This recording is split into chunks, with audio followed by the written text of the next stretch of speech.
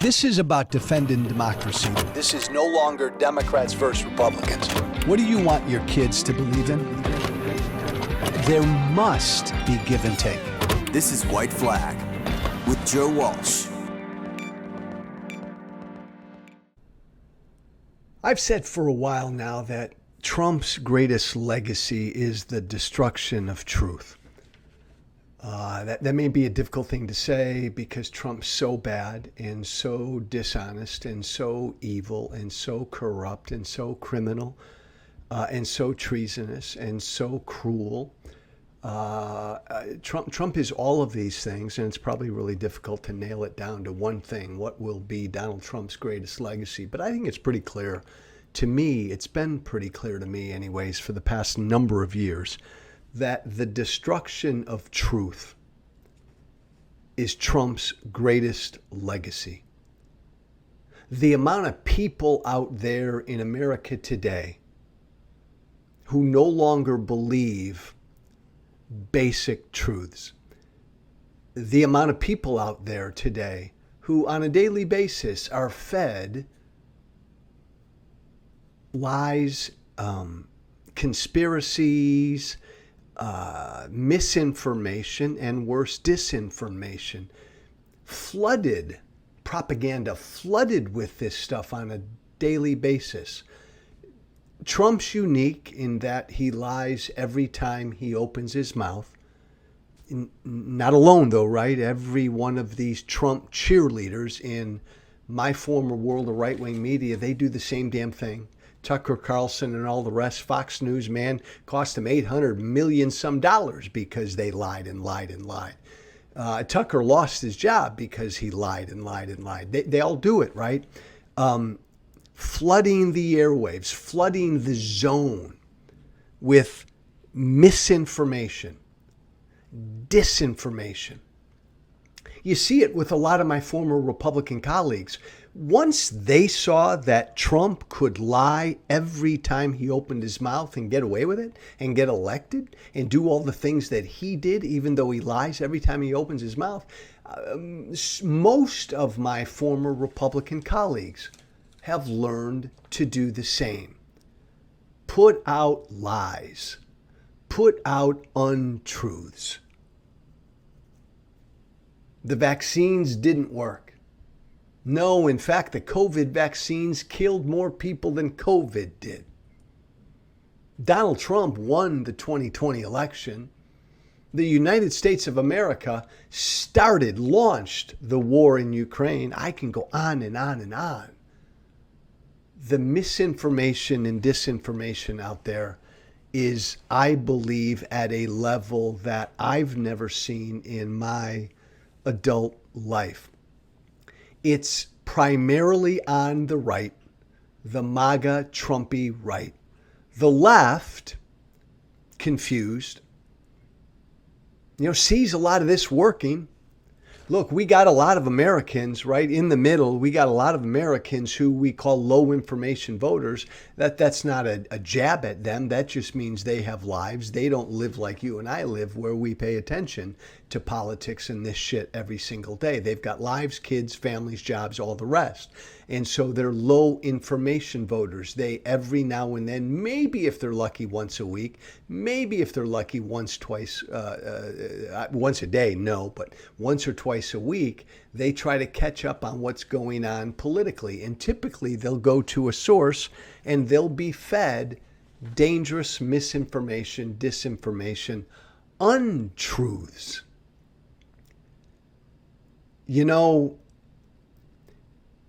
Our elections process is the heartbeat of our democracy. And I've said repeatedly that if the people lose faith in our elections, and we vote, and the people vote on their representatives, and there are winners and losers, and as a people we all accept the will of the people. If we lose that, we lose our democracy.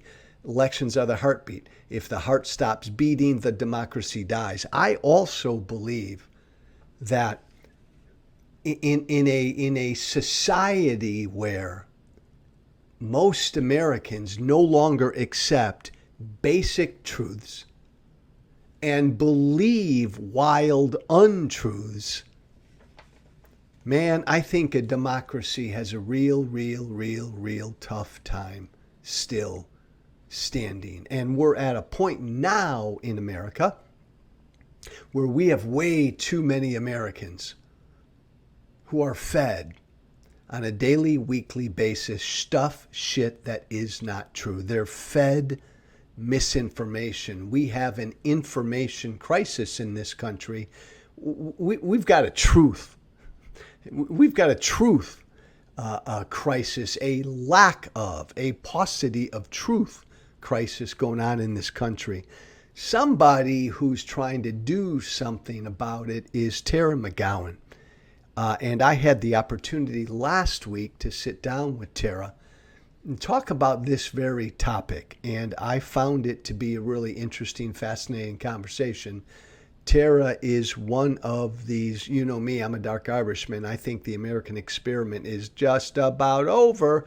Tara McGowan is one of the younger Americans who's been doing great work out there, and she gives me some hope and some faith that the American experiment can make it. She's the founder, Tara is a longtime political strategist.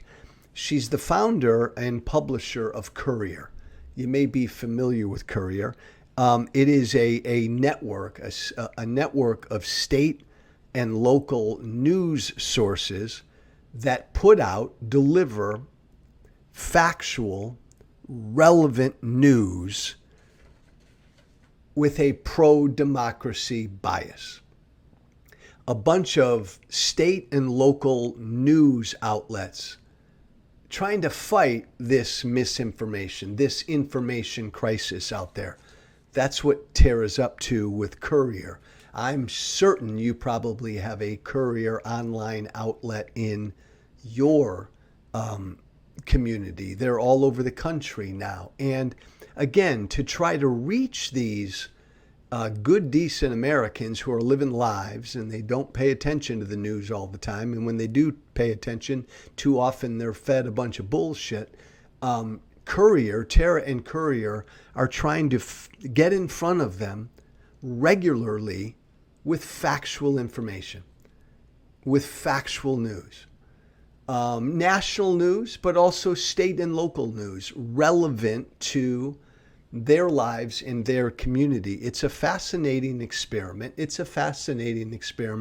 What Tara McGowan and Courier is doing right now in a lot of ways, because local news, right? Local news, because of the market, people don't have interest in anymore in local news. Tara and Courier are trying to do something about that with this online state and local, these newsrooms. We had a really interesting conversation talking about how Tara is trying to push back against all the misinformation people are fed out there, and the consequences. And Tara had some really interesting things to say in this regard.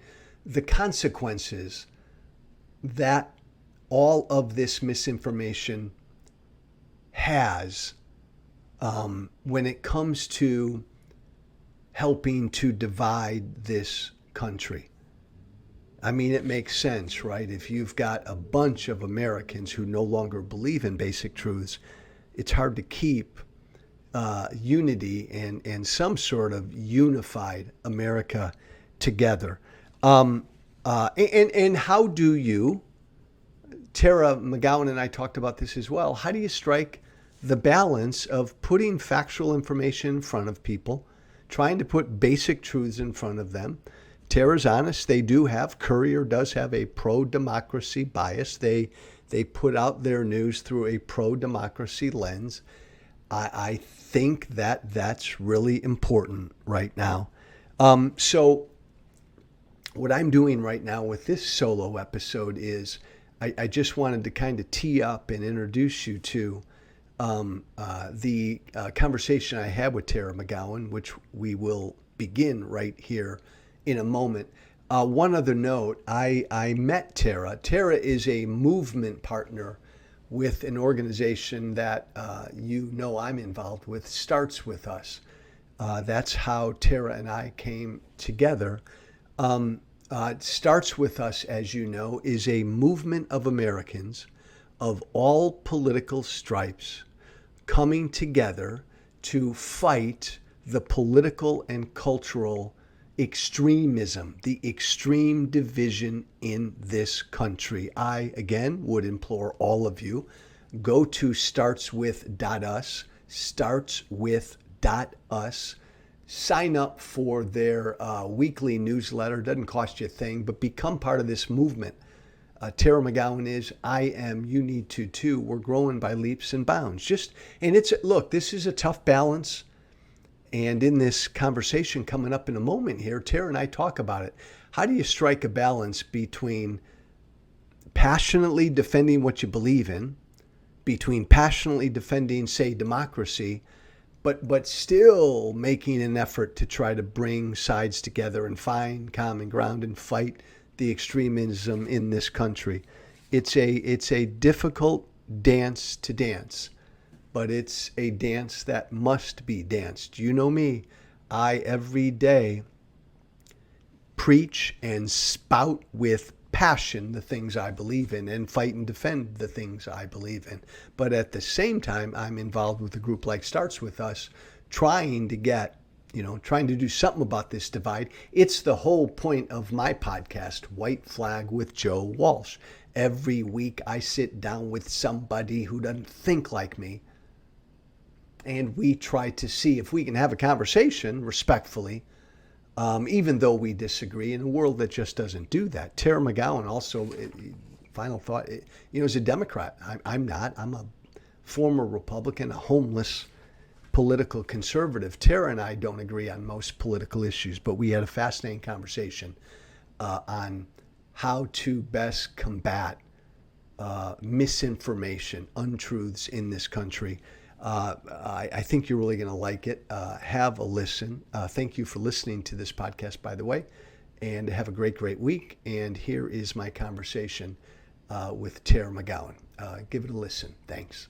And I'm a huge fan because she's younger than me, and I'm generally a fan of people younger than me. And she is a huge, huge democracy lover. She's the founder and publisher of Courier, a longtime political strategist and journalist, a key figure in the pro-democracy movement. And the fact that Tara and Joe Walsh have become kind of friends is cool because we live in crazy, crazy, bizarre political times. And Tea Party Joe Walsh locks arms with Tara McGowan to defend our democracy. Tara, thanks for taking a few minutes. Thanks so much for having me, Joe. It's so good to see you. And I am so pleased and honored to lock arms with you in this fight. So me as too. many of us as we can get. Exactly. Hey, start here with me. Explain to everybody listening to us exactly what you do at Courier. What is Courier? Sure. Courier is a pro-democracy news network. We have state-based newsrooms in 8 battleground states across the country. We are soon to grow and expand into more states, which is really exciting. And what we do that is very, very different than other news organizations, well, one, we have a point of view. We are explicit and unapologetic about the fact that we believe in democracy. We believe in equal rights and opportunities for all Americans. We believe climate change is real and needs urgent action. We believe in universal access to abortion and reproductive health care for all Americans. So we are unapologetic about our values. That's one piece of it. The second thing is that I started Courier because I was very concerned after over a decade running large digital advertising programs to inform and mobilize voters of all stripes across this country behind progressive causes, that the Democratic Party establishment and the progressive movement had largely left behind and or taken for granted a growing piece of the population who share our values and yet have not been reached and informed and really engaged in really relevant and kind of personal and direct ways by the left for too long. And they are the folks who, when they are educated and informed and enraged and excited, they turn out and they're the ones who determine elections in this country. And they are the coalition that has fought back against. Who are these people? The MAGA movement. Who are Yeah. these people, Tara? Who are these people and where are they? They are most Americans. They are really Yeah. diverse. The way that we describe them is passive news consumers, which are Yeah. folks who, politics is not top of mind to them. They don't proactively look for political news or information. They're living their lives. They have jobs, multiple jobs often. They're raising their families. They're trying to make ends meet. And they're not news junkies. They're often not college educated. Our audience skews a little bit more female, about 60%, but they really are racially diverse, gender diverse, age diverse. And the kind of the key, the connective tissue is that, one, they do share a lot of our popular values that are not necessarily represented by both parties equally. And they also they don't watch cable news or listen to talk radio. They are not partisans. And they really increasingly get their news and information by scrolling social media for free. They don't pay through paywalls. They've lost their local news. And so these are folks who are more vulnerable and susceptible to disinformation online. They're reached and targeted more by right-wing propaganda. And so, when the left is only reaching them with, traditional earned media they're not watching, or paid advertising that only comes the few weeks before an election cycle, we're not giving them a lot of reasons to care or to feel agency in our democracy and in our government and in our elections. And so that's why we created Couriers, to intentionally reach these audiences, build trust with them in really, really, really authentic, genuine ways by giving them information they want and need. And then, as we say, we weave in the vegetables. We help, do a lot of civic education and break down what's happening in their state houses and in Washington in ways that make sense to them, as opposed to kind of the national political reporting that is very jargon filled that you and I might consume. I think it's important to let everybody know, if they don't already know, even though Tara and I seem like we're best pals, I do think the world of her, and we are good friends, but we are different politically. Tara is a wonderful, committed woman of the left. I'm a guy from the right, even though I don't know what the right is anymore. And we share this value to defend this democracy.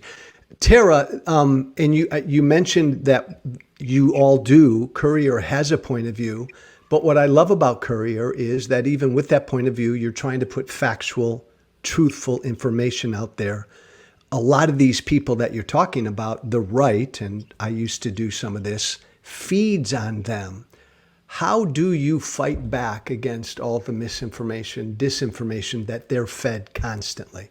Yeah, I mean, it's kind of Steve Bannon's rule, which is flood the zone. It really is about parity. It is just about making sure that audiences are reached with factual information where they get their news, and that we don't take for granted that they're going to look for it or seek it out. That's not how any of us consume really anymore, right? We self-select, we passively consume, and we're all very, very, very influenced by our friends and our personal networks. And so you have to really meet people where they are. And the other thing that I would say is, like, yes, I have progressive values. I've worked in Democratic politics, but Courier does not stand for capital D Democrats. And I think part of one of the big reasons I started it and got involved in this work and cared so much about this audience is because I really do believe the polarization in this country is one of the threats that is paving the way for authoritarian actors and efforts. And it's also pushing a lot of people out of the process.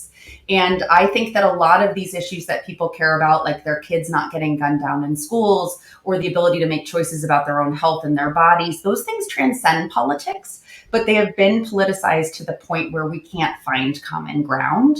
And why I love our mission at Courier is because we don't do the partisan, polarizing, clickbaity work that so many partisan news organizations do. That's not what we're here for. We're here to really connect the dots for people between what they think about and care about every day and how decisions and decision makers impact their lives. And that is, I really do believe that all politics is local. I believe that community and trust is built at the local level, and that we have got to stop nationalizing and polarizing these issues in order to be able to actually get to governing and to solving the problems before Americans.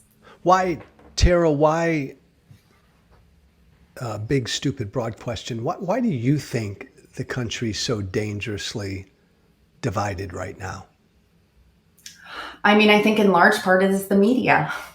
I really do think the Yeah. root cause of a lot of our ills in society and in politics right now is the decentralization and fracturing of media and the subsuming of traditional media and advertising by big tech. I mean, I think that I am not somebody who is like, I want to go back to the way it was. We're not going back.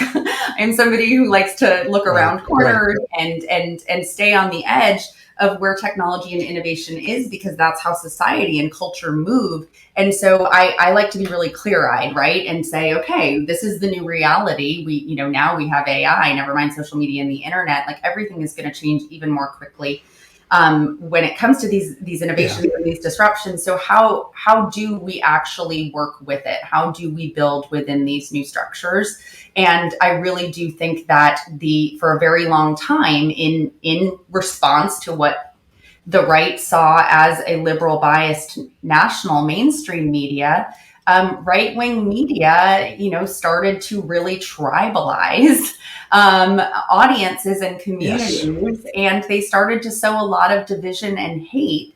And, that creates it, like every action has a reaction, right? And so suddenly we have these warring sides that can't get along, and we have, arguments and disputes and estranged family members because we don't see the world the same way. And I always go back to that unfortunate but very honest line from Kelly at the White House and the Trump White House about alternative facts, where like no longer do we have a common shared understanding of truth or reality.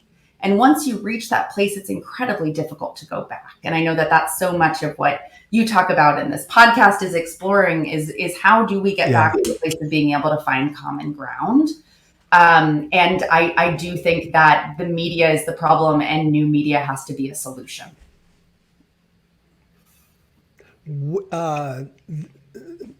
I want to ask a follow-up about division, but I want to ask you a specific question about your world of the media.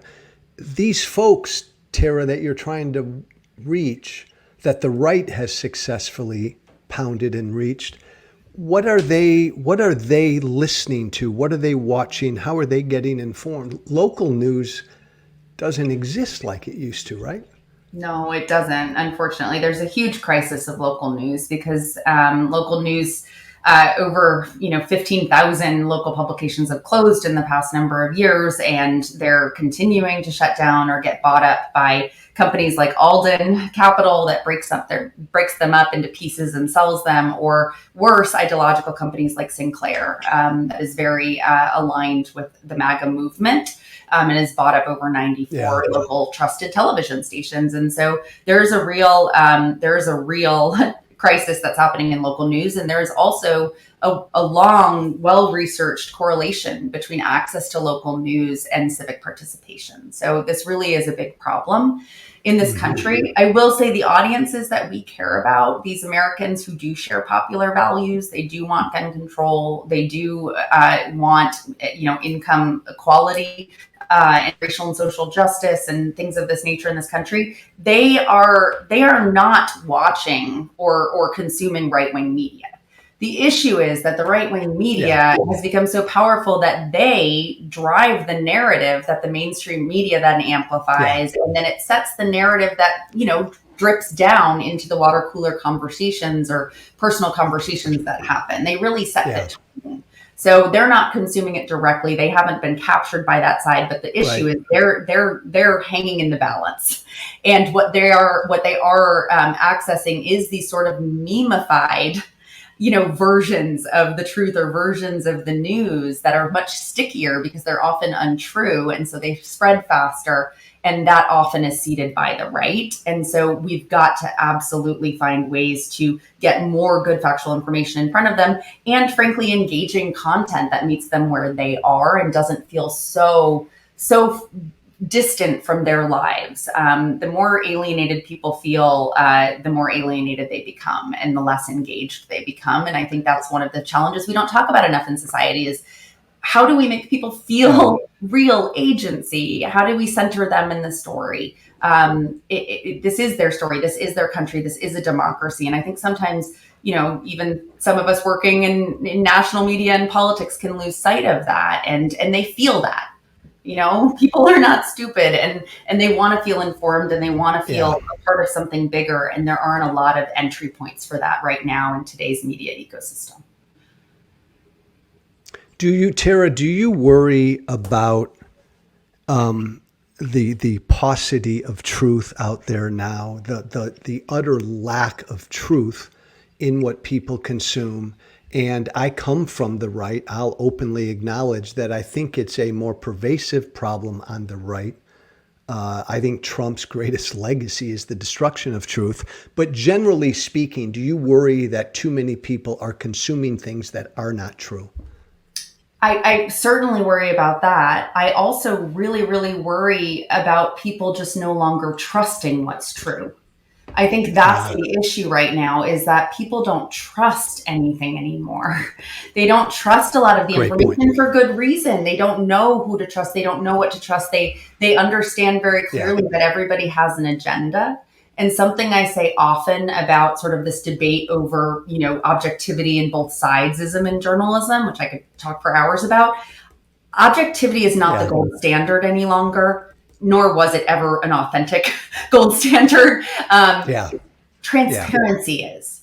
Being transparent about who you are and where you come from and what you believe or what your experiences are. That is how you build trust, because then people can make a decision about whether they want to engage with you, whether they want to hear you. And I feel like that's very true in our relationship, right? Like there was truth and transparency and authenticity and shared beliefs, even though there were differences of opinion. And that allowed us to build a friendship and be able to work on things together. And that can happen and does happen every day across this country at the local and community level.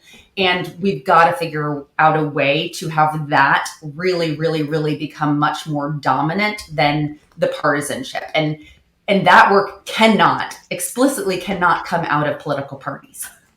They are not going to be the messengers for that. It has to be people. It has to be community leaders and influencers who are not part of these parties to build that trust. Tara, I talk about you a lot when you're not in my presence, and I plug you a lot because, I'm conservative, but you have had an influence on me when it comes to issues like abortion and climate change and a number of other issues, because I've listened to you and I've learned things. And I think that's so cool. You are a movement partner at Starts With Us, as am I. How do you wrestle with the Starts With Us conundrum or mission, where they're trying to fight extreme division in this country, but you need to still passionately fight for what you believe in? So say, for instance, you've got crazy MAGAs over here. Do we try to find common ground with that? Starts with us. We got to find common ground with everybody. How do you wrestle with kind of that balance? Because I do. It's such a wrestle. And I just want to also say you're too kind, Joe. And I'm very humbled by those comments. And I say the same about you, but I think you're so brave for doing it, because it's a lot easier to come from where I come from and do this work. And I think it's a lot harder for you, and you deserve a lot of credit for it and creating that permission structure. So thank you. I think that is the epitome of the organization we're a part of, Starts With Us, is it does. And showing people that you can do it, and you can also forge alliances and make progress is so important. So how I wrestle with that, you have to pick your battles, right? I am a fighter. I am a soldier in this. I always will be. I don't know what else I would ever do. I don't ever feel like I have a choice in that, but you can't take the entire world on your shoulders. You've got to pick something. And for me, it really wasn't, the audience. I give so much credit and admiration to the people who really want to, get into those enclaves and try to move those people out of the darkness that they're really in, and how they're being manipulated. Because it's sad to me. I feel for those people. I have deep empathy for those people. I do not think that people are inherently bad. I believe that people are inherently good. And I believe that there are bad people that can take advantage of them.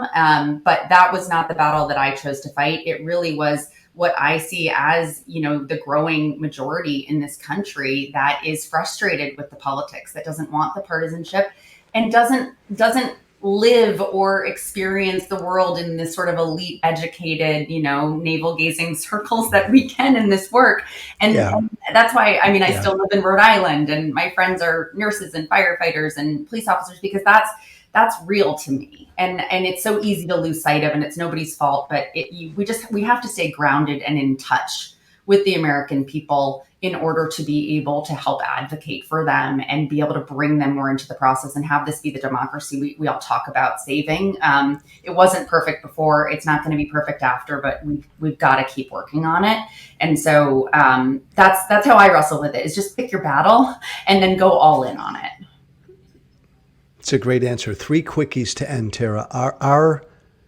Are we as divided as the media lends us to believe? Or do you think the country is as divided as people on Twitter think it is? It's a really tough question because I do not believe that we are, as humans and individuals and as communities. And yet the reality is politically we are. And, I often say that Democrats haven't won the past few election cycles. The MAGA extreme right has lost. And that is really, really, really important to keep in mind. And that also means that the left has a lot of work to do. They've got a lot of work to do, but it really, I do believe though that where the majority of this country is they do not want to go back to the terrible, unequal, inequitable ways that this society was for many, many years. They do not want to go back. They want to keep going forward. Maybe they disagree on what forward looks like, but I really do believe the majority of people do not want to go back. And that is what we are seeing in the referendum, essentially, on the out of touch extremism from the far right. Quick question number 2 to close. What's one single damn important thing we can do to fight extremism in this country? Oh, one simple thing is talk about it. And I'm only giving you like 12 seconds. Talk about it. I mean, I do not underestimate. Talk about it. Oh, I love that. On your social media, wherever you're comfortable, but you don't know who you're going to influence, who might never tell you, who is watching or who is reading what you write. Don't be afraid. You don't need to know everything. Your voice is so, so valuable. Please just engage in the conversation. Engage and talk about it. Last question, Tara McGowan. And again, I'm older than you and I'm a dark Irishman, bearish, bullish on the American experiment. I tend to be bearish. Are you bearish or bullish still on the American experiment? I am a dark Irish woman, Joe. I am. Oh no! I am incredibly bearish. Tara Elizabeth McGowan, come on. I am true. I am committed to this experiment. I believe in it. I literally have "Yes, we can" tattooed on my arm. I believe in us. I believe in this country. I believe in the American people, and I believe in democracy. And I believe that it can and will prevail. And it takes work, and the work is worth it every single time. Perfect answer. Tara McGowan, everybody. Follow her on Twitter at Tara EMCG. Follow her on Threads. Tara EMCG. Tara McGowan, you're the best. Thank you. Thank you, Joe. Back at you. Former Congressman Joe Walsh here. So there's a group I recently found and have become a really big fan of. Starts With Us. They're a movement working to overcome the extreme political and cultural division in America. You can find them online at startswith.us. I love them because they're showing people it's possible to have real, meaningful, productive conversations with people you disagree with. I'm a big fan of this. This is what I try to do on my podcast because right now in America, we have 2 major political parties that are at each other's throats. And the most dangerous aspect of this is that it's led many of us to avoid having hard conversations with people we disagree with. We're afraid to have these hard conversations, afraid to deal with the tough stuff. so we walk away. But to save our democracy, we have to stick around. I mean, if we all walk away from the table, then who the hell is sticking around to figure things out? This is what I so love and admire about the work that Starts With Us is doing. They're sticking around. They are the movement for people like you and me who want to fight the extreme political and cultural division in this country. Because guess what? People like us, we are in the majority. Starts With Us found that 87% of Americans are tired of how politically and culturally divided we are. So yeah, I'm not just a fan, I'm part of the movement too. And if you're listening to me right now, I want you to join the movement as well. Go to startswith.us and get their free newsletter. Sign up for their free newsletter. Get involved. Start there. Startswith.us. Thanks. Thank you for listening. Remember to listen, share, and follow White Flag with Joe Walsh on Apple Podcasts, Spotify, and everywhere great podcasts are found. And be sure to leave a 5-star review. This has been White Flag with Joe Walsh.